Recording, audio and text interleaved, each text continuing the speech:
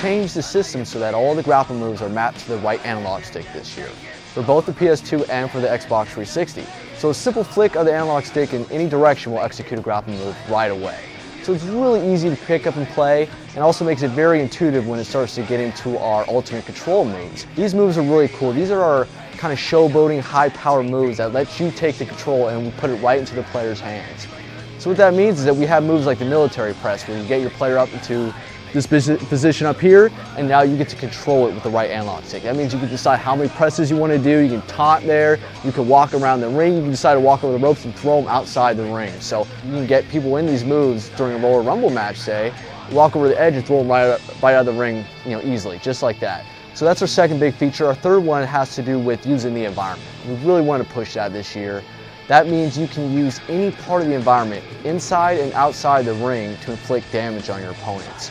Simply, all you have to do is get someone in a lockup, go ahead and drag them to any of these hot spots, and right away you'll engage in these interactive moves. And what you do is you control all the action with the right analog stick.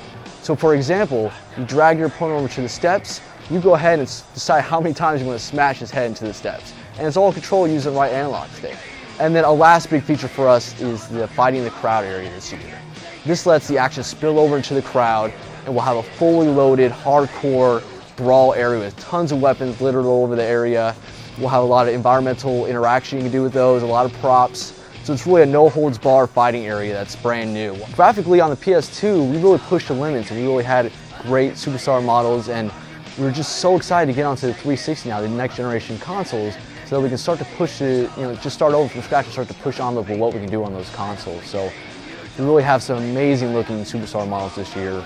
They're around 20,000 polygons, which means we have awesome detail in our muscle, muscle definition. You start to see veins show, and we have muscle flexing going on. We have a sweat system that's working in the game, so that we can have sweat start to build up during the match. And really just starts to add those little small details for realism.